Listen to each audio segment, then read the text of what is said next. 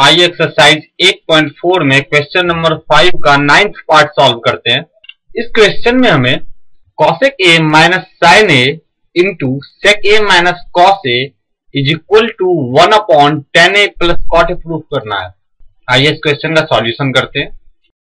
In this question we have to prove that, इस क्वेश्चन में हमें प्रूव करना है cosec a minus sine a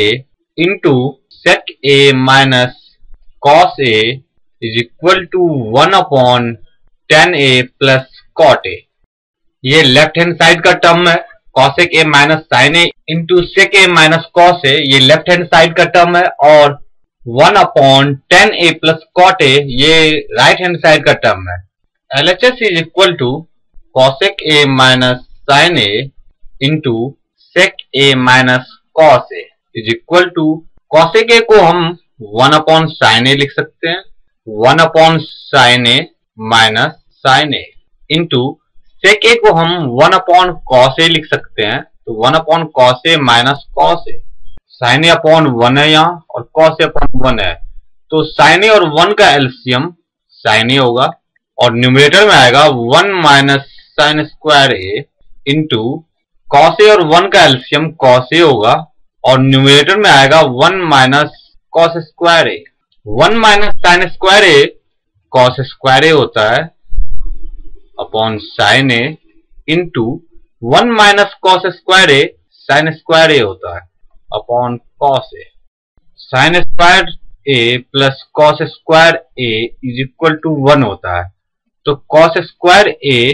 is equal to हो जाएगा 1 माइनस साइन स्क्वायर ए और sine square a is equal to हो जाएगा 1 माइनस कॉस स्क्वायर ए। पहले हमने साइन स्क्वायर ए को अपोजिट साइड भेज दिया तो वो 1 के साथ माइनस हो गया, और दूसरी बार हमने कॉस स्क्वायर ए को अपोजिट साइड भेजा तो वो 1 के साथ माइनस हो गया। हम अपने क्वेश्चन में 1 माइनस साइन स्क्वायर ए की जगह कॉस स्क्वायर ए पुट कर सकते हैं और 1 माइनस कॉस स्क्वायर ए की जगह साइन स्क्वायर ए पुट कर सकते हैं। तो साइन ए से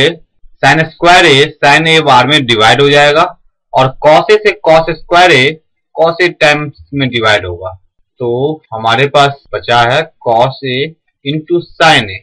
कॉस ए इंटू साइन ए को हम इस तरह भी लिख सकते हैं डिवाइडेड बाय 1 से किसी भी नंबर को डिवाइड करेंगे तो कोई फर्क नहीं पड़ता, is equal to cos a into sine a divided by 1 को हम cos square a plus sine square a लिख सकते हैं, divide numerator and denominator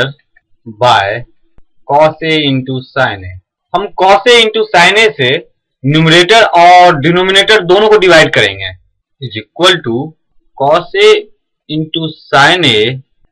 upon cos a into sin a divided by cos square a plus sin square a divided by cos a into sin a। हमने numerator और denominator दोनों को cos a into sine a से divide कर दिया, ये cancel होके 1 हो जाएगा, तो LHS is equal to 1 upon cos square a plus sine square a divided by cos a into sine a। अब हमारे पास जो डिनोमिनेटर में टर्म पड़ा हुआ है इसे हम सेपरेट कर लेते हैं, यानी कि cos स्क्वायर a को cos a into sine a से डिवाइड कर देते हैं और साइन स्क्वायर a को cos a into sine a से डिवाइड कर देते हैं। आप इसे इस तरह से समझ सकते हैं 5 प्लस 10 डिवाइडेड बाय 5, इसे हम इस तरह भी लिख सकते हैं 5 upon 5 plus 10 upon 5 is equal to 1 plus 2 is equal to 3, और इसका सॉल्यूशन भी आप करेंगे तो 5 plus 10 15 upon 5 is equal to 3। तो ये एग्जाम्पल मैंने आपको दिखाया था, इसी तरह हम इसको भी सेपरेट करेंगे, तो 1 upon cos square A upon cos a into sin a plus sin square a divided by cos a into sin a।